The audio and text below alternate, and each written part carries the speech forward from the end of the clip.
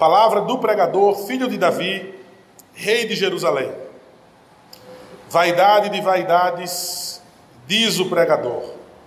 Vaidade de vaidades, tudo é vaidade. Que proveito tem o homem de todo o seu trabalho com que se afadiga debaixo do sol? Amém. Vamos orar, queridos, mais uma vez. Ó Deus, pela Tua palavra, Pai, verdade absoluta, no mundo vaidoso, no mundo vazio, no mundo cheio de mentiras, onde a Tua palavra, Deus, infelizmente é relativizada a partir dos nossos corações. Tua verdade absoluta, Pai, é ela que queremos que seja pregada em nossos corações, afugentando, Pai, afugentando tudo aquilo que nós acreditávamos, Pai, fora da Tua vontade. Nós rogamos ao Senhor, expulsa, Pai, arranca de nós, remove cirurgicamente, Deus, todo esse mal, Pai, criado em nossos corações, tudo aquilo que não está em conformidade com a Tua palavra, com a Tua vontade revelada. Ó Deus, em nome do Teu Filho Jesus, fala aos nossos corações, transformando, Pai, edificando cada vez mais a Tua igreja, salvando pecadores, Pai, que ainda não foram regenerados, aqueles que aprove o Senhor aproximar. Se há nessa manhã, Deus, salva-os para a Tua glória, no nome poderoso do Teu Filho Jesus, nós oramos. Amém.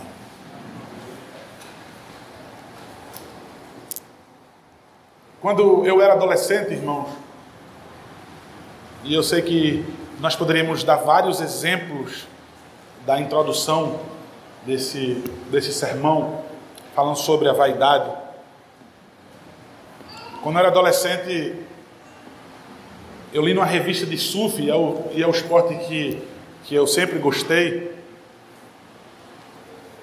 Eu lembro que perguntaram, numa sessão de entrevistas, ao melhor surfista do mundo, chamado Kelly Slater, e ainda hoje vocês podem ouvir o nome dele em alguns campeonatos. Ele bateu recordes de tantas vezes que foi campeão mundial.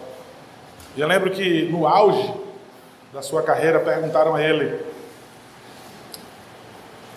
se ele era feliz. Eu lembro que na época que perguntaram isso a ele, ele fazia um seriado americano, seriado que fez sucesso no mundo todo. Ele era artista também nesse filme, e ele era muito bonito mesmo. Para ser artista, ele não foi chamado para fazer o filme porque era um bom surfista, porque ele era muito bonito. E aí perguntaram a ele se ele era feliz, e a resposta dele foi a seguinte: eu tenho alguns milhões em apenas uma conta bancária. Eu consegui acumular, investir ali, guardar ali. Em uma conta bancária eu tenho tantos milhões de dólares. Ele disse: eu tenho uma casa na beira da praia do Havaí, da melhor praia de ondas de campeonatos, e em vários lugares do mundo onde tem as praias mais bonitas com surf, aqueles lugares mais caros, eu tenho uma casa também na frente da praia, na beira da praia. Eu namoro agora com uma das modelos mais bonitas de Hollywood. Ele namorou com algumas modelos, inclusive a Gisele Bündchen também ele namorou. Então ele disse algumas coisas, né? E ele, batendo recorde de quantos mais títulos mundiais, sou o melhor surfista do mundo. Ele disse: contudo, eu não sou feliz. E aquilo é chocante você ler aquilo. Ele disse: eu surfo para ver se um dia eu encontro essa felicidade. Aí você imagina, você consegue ver ali claramente como aquela pessoa ela é vazia, como a vida daquela pessoa não faz sentido. Ele hoje está bem avançado na idade e não consegue se aposentar, continua competindo, continua inclusive ganhando os campeonatos, apesar da idade bem avançada, preserva uma boa saúde, mantém a forma física, de maneira que consegue competir entre os jovens. Ele tenta encontrar naquilo que deu fortuna, naquilo que deu fama a ele, naquilo que deu status a ele, ele tenta encontrar naquilo ainda a felicidade. E ele, segundo a reportagem que eu li, suas palavras foram: eu ainda não encontrei a felicidade, eu não sou feliz. Eclesiastes, irmãos, ele é um livro desafiador para todo pregador. Os pregadores se esquivam. Os pregadores se esquivam de pregar Eclesiastes porque não conseguem ver o Evangelho, porque não sabem como podem fazer uma conexão, como é que podem pregar Cristo no texto. Ou os que se aventuram vão pregar no livro de Eclesiastes e não vão nem mencionar Cristo, e até mesmo Deus, se for colocado bem superficialmente. Porque dificilmente você vai encontrar a palavra Deus, fazer menção a Deus. Pouquíssimas, raras são as vezes que ele vai fazer menção a Deus nos seus escritos. Um dos melhores comentaristas de Eclesiastes, Sidney Greidanus, ele vai dizer que quando ele pregou em Eclesiastes, uma vez um bom pregador, mais antigo do que ele elogiou o seu sermão em Eclesiastes, mas disse assim para ele: esse teu sermão, muito bom que foi, ele pode ser pregado numa sinagoga judaica. E tamanha foi a sua decepção, porque ele logo entendeu que ele não anunciou Cristo de forma nenhuma naquele seu sermão. Por essas dificuldades, os pregadores se esquivam de pregar em Eclesiastes. Alguns comentaristas bíblicos, alguns inclusive vão bem para o extremo de acreditar que Eclesiastes nem é um livro inspirado, de questionar sua inspiração e dizer: por que esse livro foi colocado dentro da Bíblia? Por que esse livro foi acrescentado ao cânon? Por causa da ausência de Deus, a ausência de Cristo, do Santo Espírito, do Evangelho ali anunciado. Mas, queridos, nós não temos nenhuma dificuldade em entender que o texto é canônico, que o texto é inspirado por Deus. E logo no comecinho desse texto, nós temos uma das respostas do porquê ele é tão complicado, mas ele é complicado nessa questão da ausência da perspectiva de Deus no texto, sobre a vida humana. Porque logo no começo, eu não sei se a pronúncia é Kerlot, no hebraico, que é o pregador, ou o mestre, ou o professor, ou o sábio, são essas as possíveis traduções para essa palavra hebraica, do qual a nossa tradução preferiu colocar como pregador. Então, o texto diz assim: palavra do pregador, e ele se identifica como filho de Davi, rei de Jerusalém, e ele já vai então dizer assim: vaidade de vaidades, diz o pregador, vaidades de vaidades, tudo é vaidade. Então, quem é o sábio, quem é o mestre, quem é o professor, quem é o pregador? Salomão, filho do rei de Jerusalém, filho de Davi. Ele abre os seus escritos numa perspectiva sobre a vida que vai desmotivar a muitos, que vai contribuir com a melancolia da vida, talvez com a depressão de muitas pessoas que tentam decifrar o enigma da existência humana. Nenhum filósofo conseguiu chegar à altura de Salomão. Os helenistas, os gregos, com toda a sua sabedoria, ficavam impressionados com os escritos de Salomão, com a sua perspectiva sobre a vida humana, sobre a nossa existência. E aí você vai dizer, mas aonde, pastor? Que ele já deixa claro esse problema da ausência de Deus e do Evangelho. Porque, irmãos, observe no versículo 3, ele vai dizer: que proveito tem um homem de todo o seu trabalho com que se afadiga debaixo do sol. Ele vai usar essa expressão também outras vezes, debaixo do sol. O que ele deixa claro no começo dos seus escritos é: olha, a vida ela é vaidade, e aí vai ter algumas traduções, e conforme eu for pregando eu vou dizer especificamente a palavra que foi usada para a tradução vaidade no português. Mas aqui, nesse comecinho, ele quer dizer que é fútil, que é vazio. Essa palavra pode ser traduzida por algo inútil, algo que você vê agora e logo mais não existe. Você pensa que consegue ver e daqui a pouco você não vê mais nada. É nesse sentido que essa palavra vaidade aqui no começo significa algo inútil, algo vazio. Então ele diz: a minha perspectiva sobre a vida ser vazia, da vida ser inútil, ele diz assim, é debaixo do sol.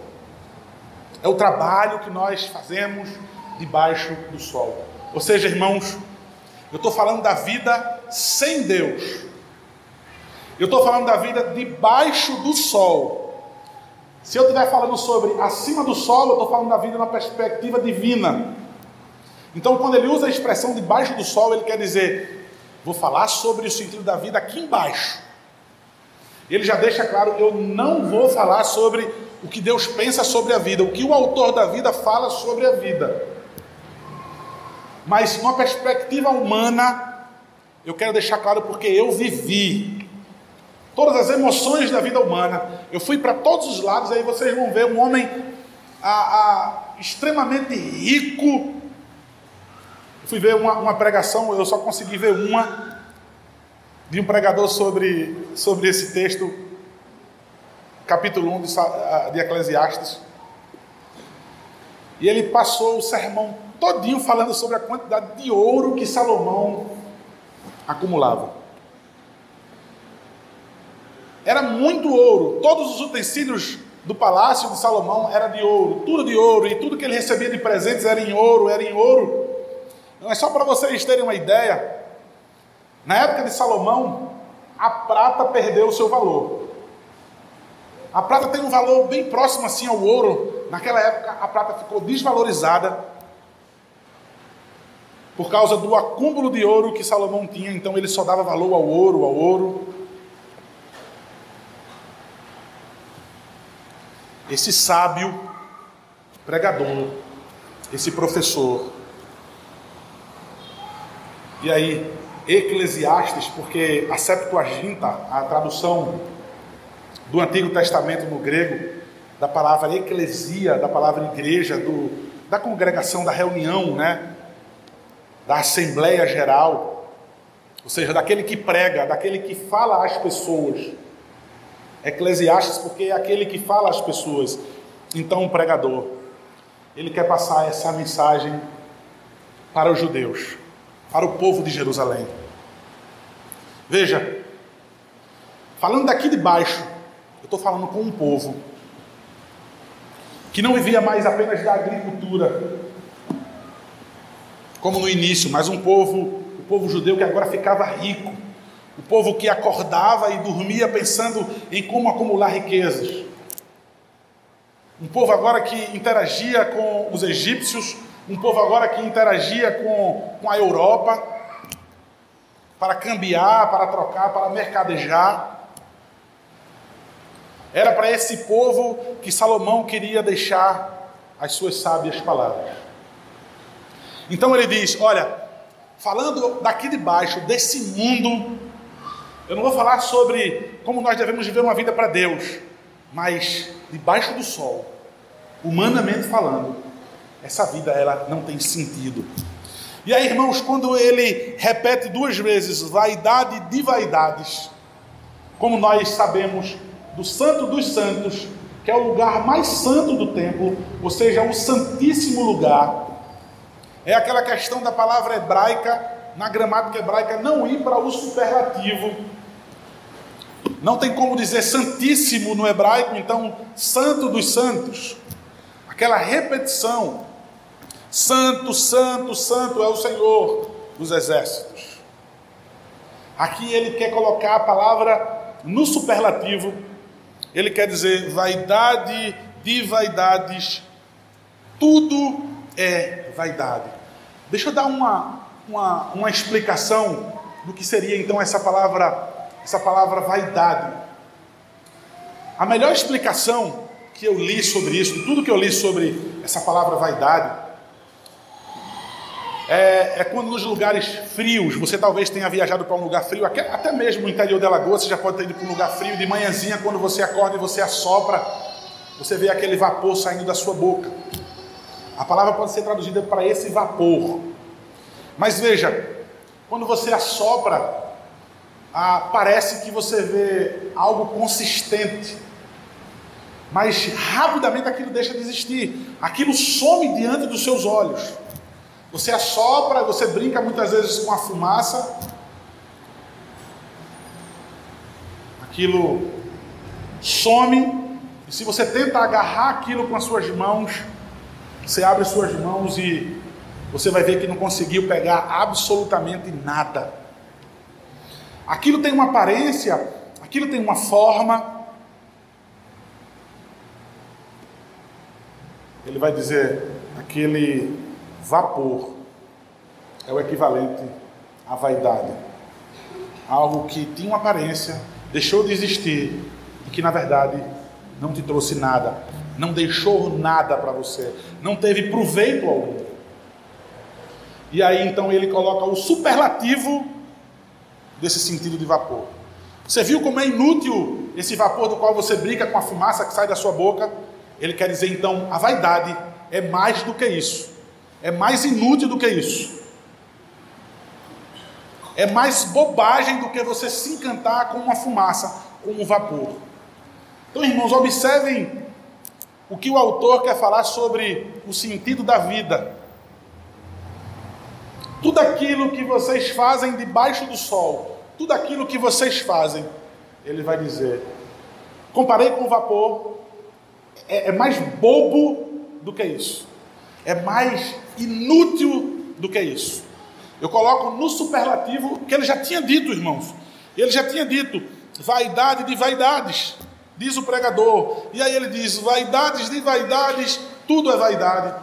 Ele esforça-se para que possa dizer, irmãos, é mais vaidade do que vocês estão pensando a vida humana. E aí quando eu falei que Jerusalém agora entrava numa rota de comércio,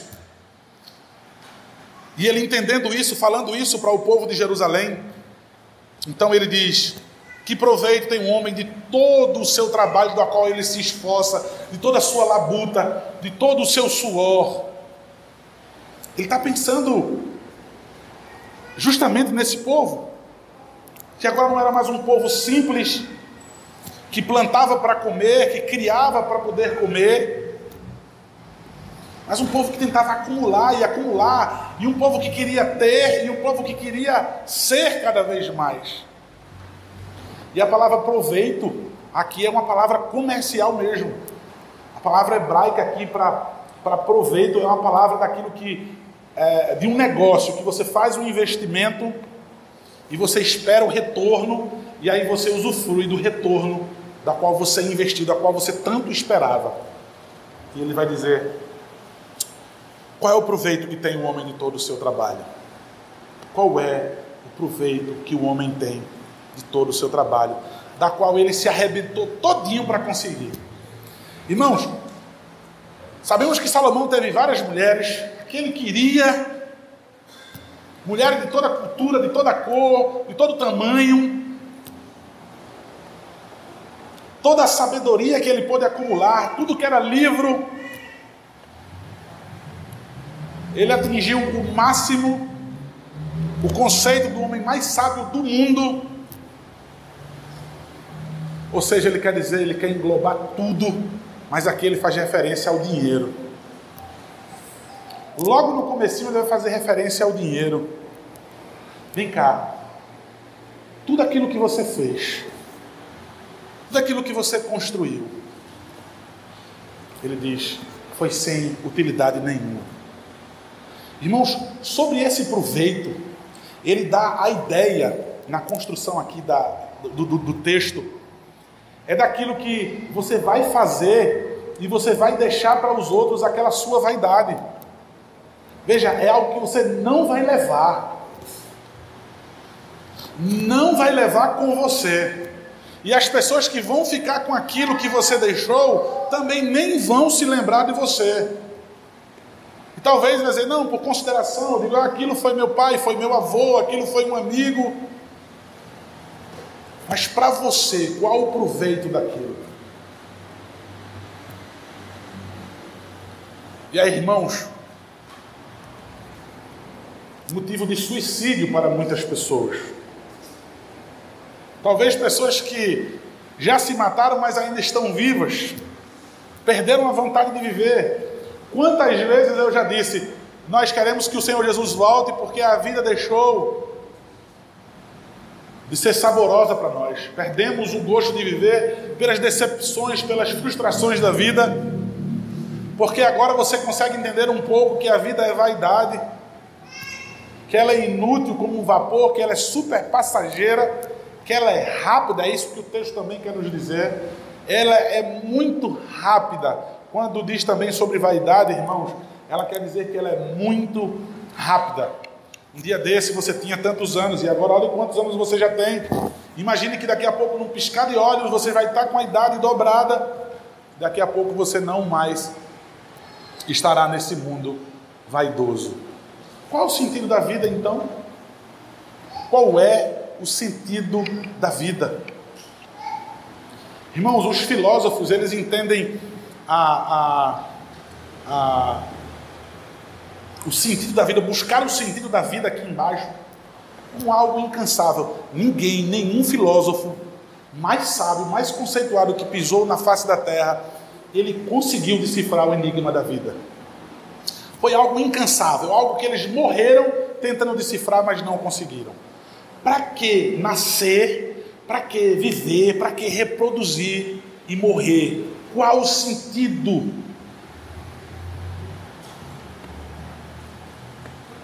É como que uma chave, a vida ela precisa de uma chave para decifrar um enigma. Nós precisamos dessa chave e se abrirmos essa fechadura, nós teremos a resposta do sentido da nossa vida. Só que a resposta para isso, sabe qual é? É que a vida não te fornece essa chave. A vida ela não te dá essa chave para que você entenda o sentido da vida, o propósito pelo qual você nasceu. É incrível, irmãos. É incrível quando nós abrimos os nossos símbolos de fé e quando você pega a primeira pergunta do nosso catecismo, seja o catecismo maior ou seja o catecismo menor. Qual é o fim principal do homem? É o que tem lá no breve catecismo. Ou no catecismo maior, qual é o fim principal e supremo do homem? Parece que os puritanos sabiam. A primeira coisa que um ser humano precisa para a sua resposta é para que ele nasceu. Parece que eles sabiam disso.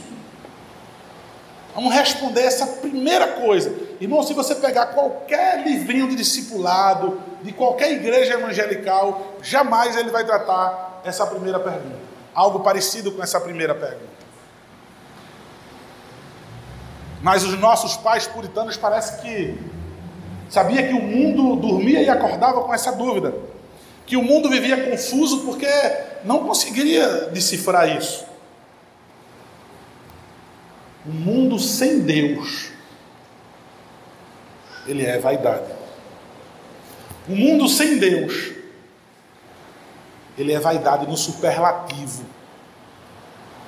Ele é uma total, enorme vaidade. Não faz sentido nenhum viver.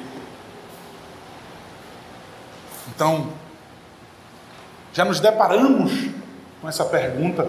Isso desperta os nossos olhos. desperta os nossos corações quando nós lemos: nós nascemos, nós vivemos para a glória de Deus, para glorificar a Deus, nos deleitarmos nisso, encontrarmos alegria, encontrarmos prazer nisso para sempre. Eu nasci com esse propósito. Irmãos, se nós fugirmos desse propósito, eu nasci para glorificar a Deus e gozá-lo para sempre. Se eu fugir desse propósito, minha vida vai ficar sem sentido. E aí você vai ser aquela pessoa no banco da igreja, 1000 anos de presbiterianismo, sendo uma pessoa infeliz, sendo uma pessoa inquieta no coração, sem paz, sem alegria, amargurada por demais na vida, porque você labutou debaixo desse sol, você teve um enorme trabalho debaixo desse sol, e você vai dizer assim: para que eu estou fazendo isso? Ninguém reconhece, ninguém me ama, tentei fazer isso, olha aí, não cheguei a lugar nenhum, ou até cheguei, mas qual a resposta disso? Há uma resposta, queridos. A própria palavra de Deus, ela nos dá a resposta. Que proveito, versículo 3 diz, tem um homem de todo o seu trabalho. 1 Coríntios, irmãos, abram suas Bíblias, 1 Coríntios, primeira carta que o apóstolo Paulo escreveu aos Coríntios.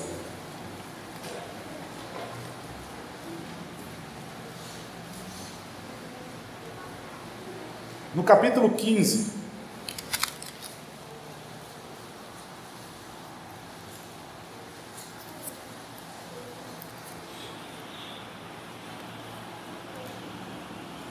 Primeira Coríntios capítulo 15, versículo 58. Nós vamos ouvir aqui um judeu zeloso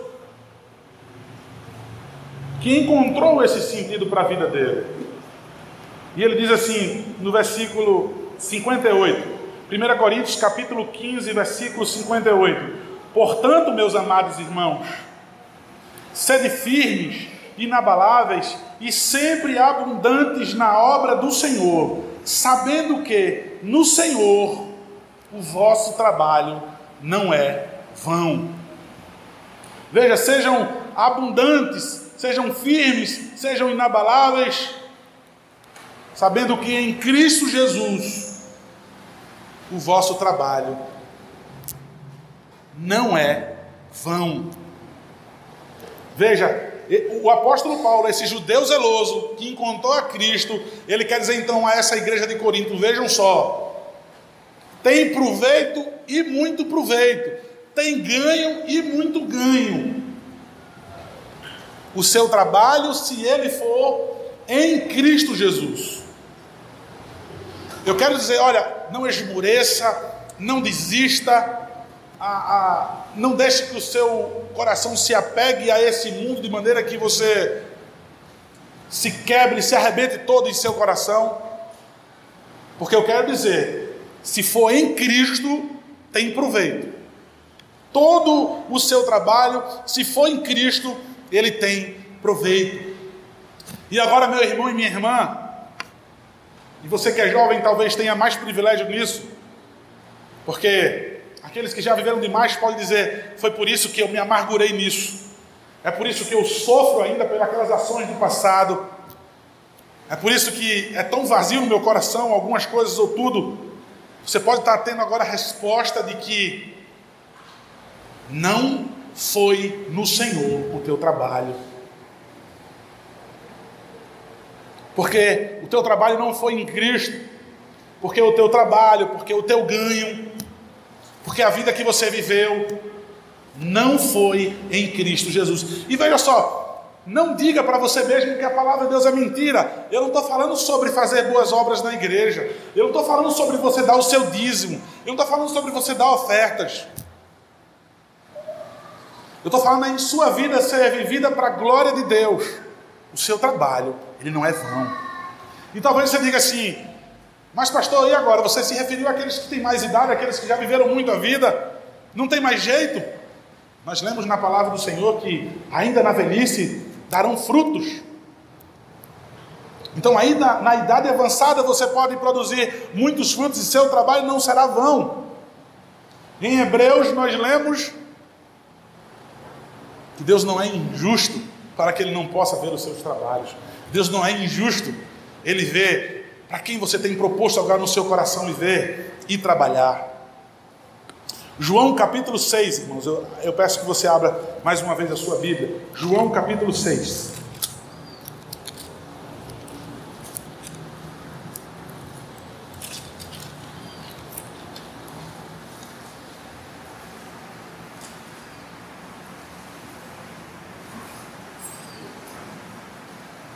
Nós vimos esse judeu zeloso, eu quero que vocês vejam então as palavras do próprio Senhor Jesus,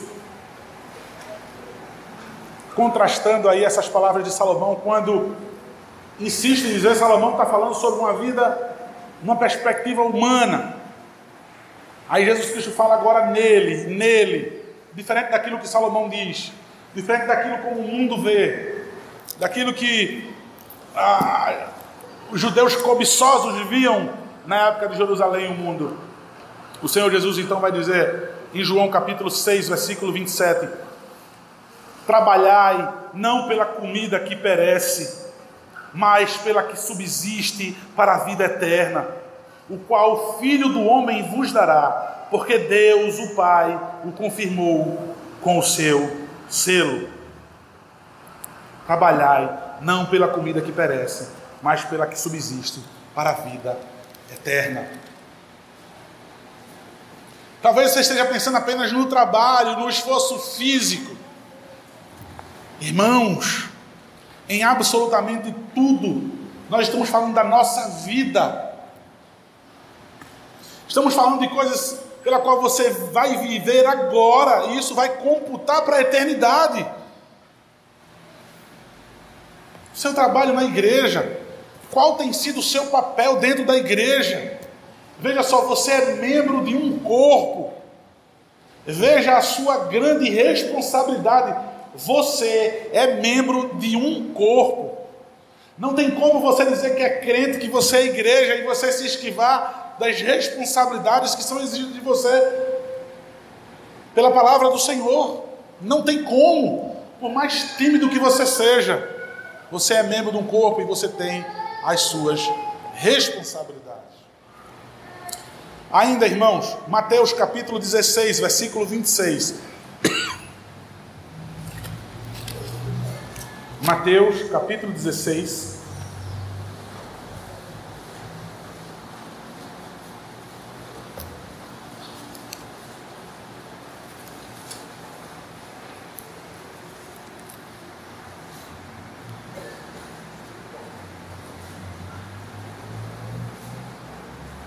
Mateus 16, versículo 26, irmãos.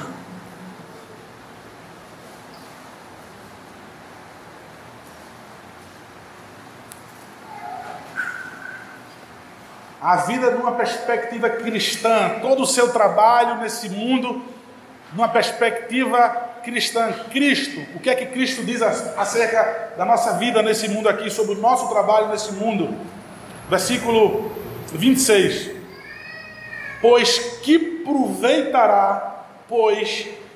aproveitará o homem se ganhar o mundo inteiro e perder a sua alma? Ou que dará o homem em troca da sua alma?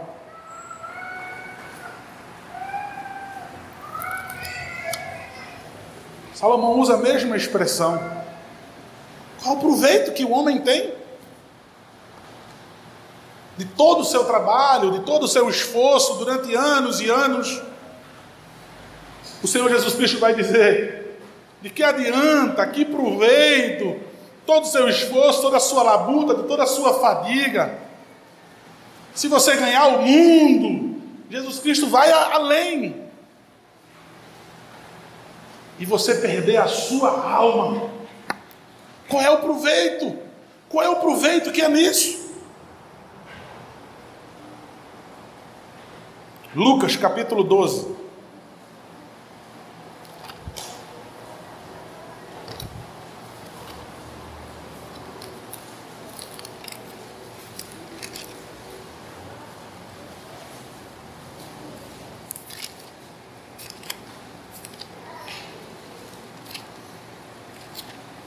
Lucas capítulo 12, no versículo 16.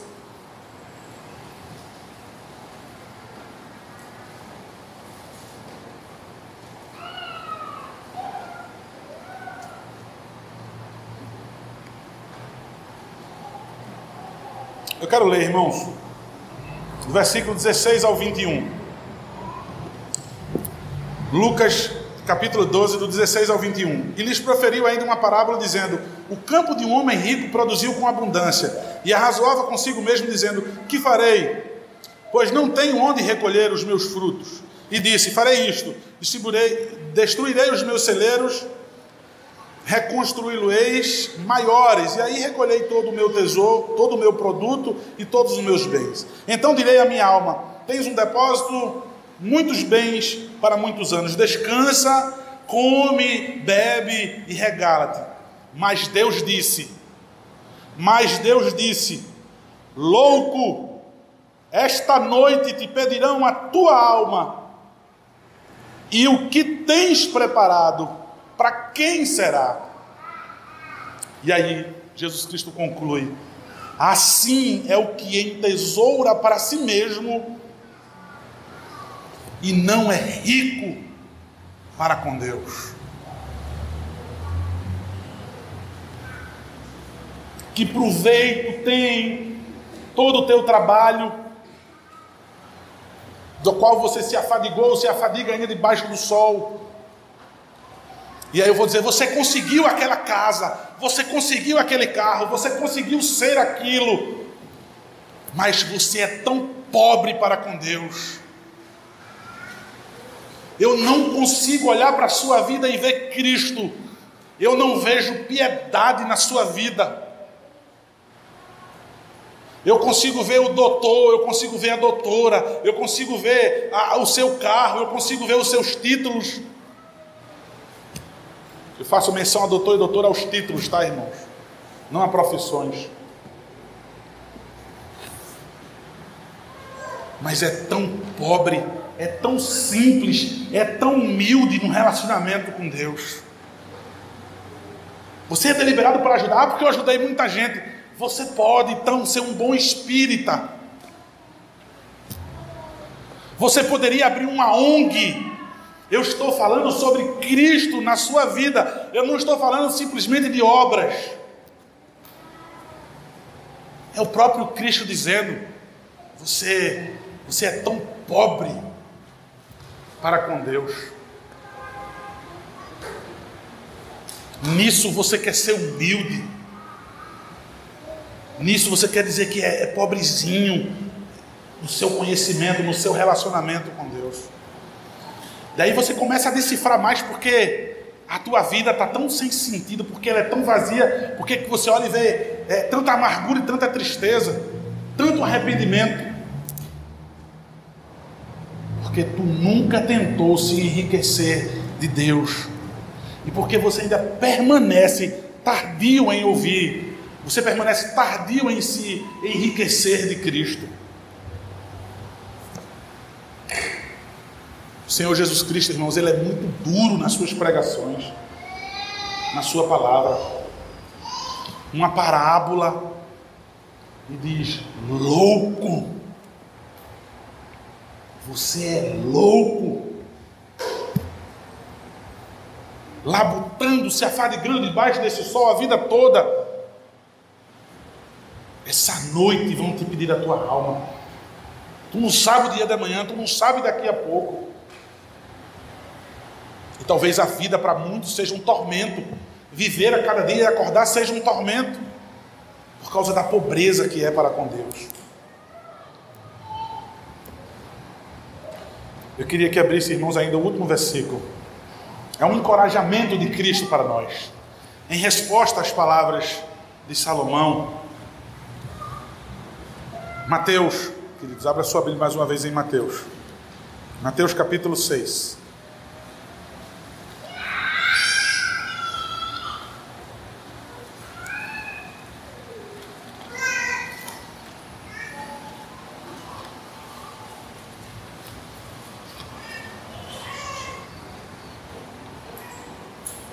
Mateus capítulo 6, do versículo 19 ao 24, eu queria encerrar com um encorajamento do próprio Senhor Jesus. Mateus capítulo 6, do versículo 19 ao 24. Não acumuleis para vós outros tesouros sobre a terra. Ou seja, não acumuleis para vós outros tesouros debaixo do sol, onde a traça e a ferrugem corrói, e os ladrões escavam e roubam. Ou seja, é vaidade isso.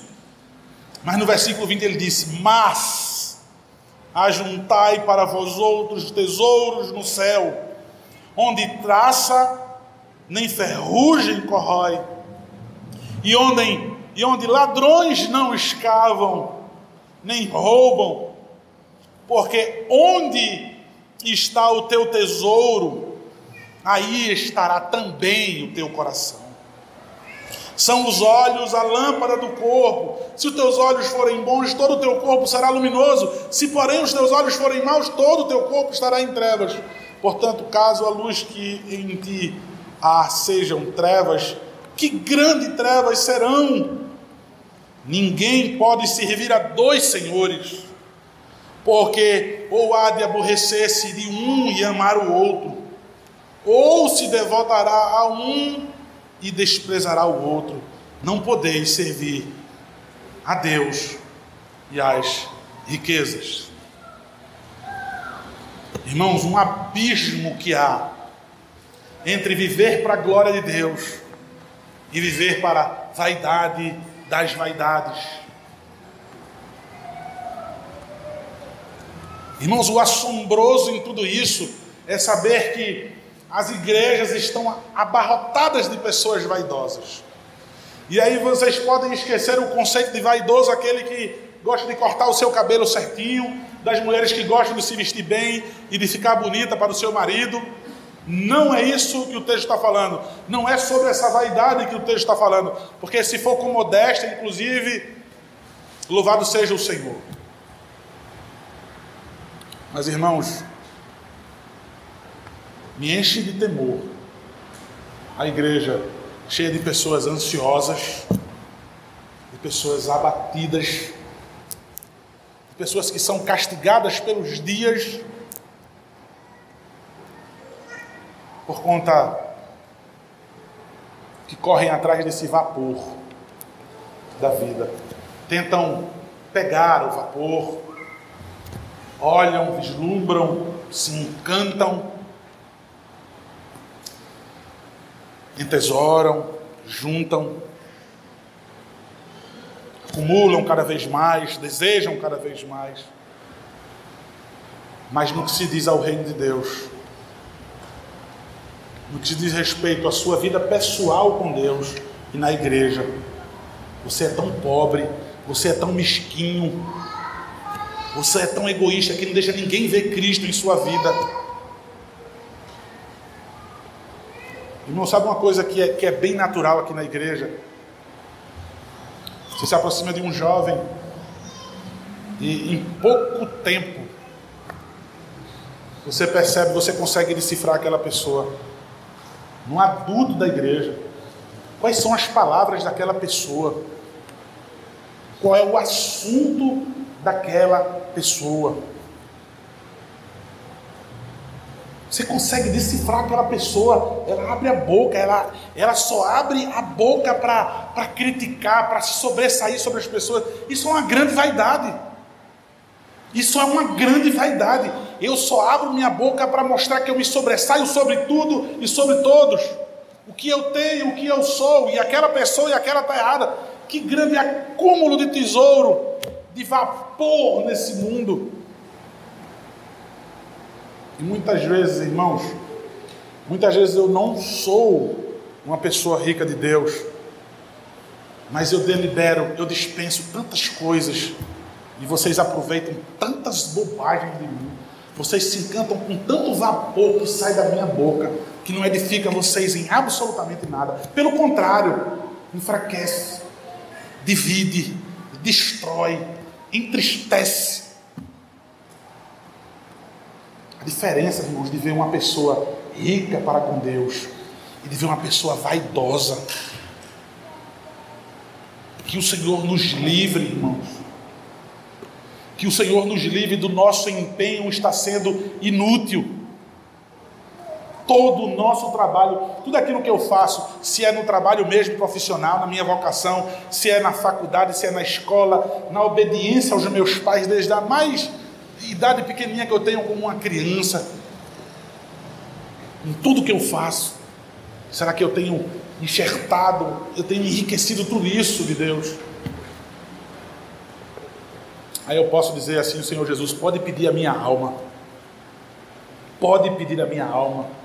Justificado estou dos meus pecados, eu confio no Senhor, me revisto do Senhor a cada dia, das insondáveis riquezas que tem em Cristo. É isso que eu tenho prescrutado, é isso que eu tenho corrido atrás, é isso que eu tenho cavado, é nisso que eu tenho me empenhado, é isso que eu quero fazer na vida dos meus irmãos, edificá-los e não confundi-los. Que o Senhor tenha misericórdia de nós, irmãos, para que em Cristo Jesus encontremos essa chave que desvenda esse enigma da vida, e que a gente encontre prazer em viver nesse mundo ainda.